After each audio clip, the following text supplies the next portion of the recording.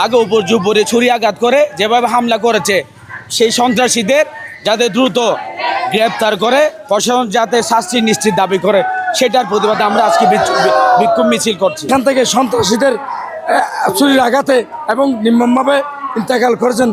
তো আমরা এই প্রতিবাদে আজকে আমরা একটা মিছিল করলাম প্রশাসনকে এবং মিডিয়া ভাইদেরকে জানিয়ে দেওয়ার জন্য।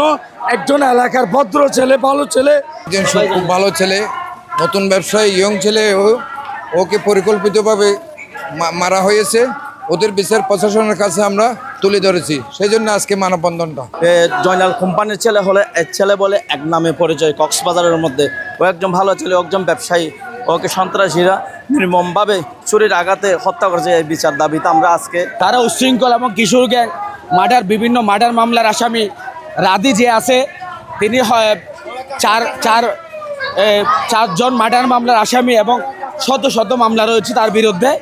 রাদির নেতৃত্বে সালমান সহ, ঠিক আছে, তার সহযোগীদের নিয়ে রাশেদকে ছুরির আঘাতে নির্মমভাবে হত্যা করেছে। তারও প্রতিবাদে আজকে আমরা মধ্যম নুনিয়াছড়া ফিশারিঘাট এলাকাবাসীদের সাথে নিয়ে আমরা বিক্ষোভ মিছিল করছি, যাতে অতি সত্বর প্রশাসনের প্রতি আহ্বান জানাচ্ছি আগামী 24 ঘন্টার মধ্যে যাতে আসামিদের গ্রেপ্তার করে সন্ত্রাসীদের শাস্তির দাবি।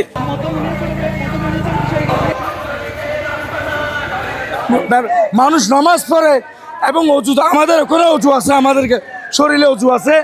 আমরা পাক পবিত্র মসজিদ থেকে বের হয়ে আমরা সোজাসুজি একটা প্রশাসনকে জানিয়ে দিতে চাই, আমরা একজন ভালো ছেলের পক্ষে আমরা বিচার চাই এবং খুনিকে ধরার জন্য প্রশাসনের সহযোগিতা কামনা করতেছি। প্রশাসনের কাছে আমরা আমাদের এলাকাবাসীর এই আকুল আবেদন যে সন্ত্রাসীদেরকে গ্রেপ্তার করে অতিলম্বে ওদেরকে বিচারের আওতায় আনা হোক।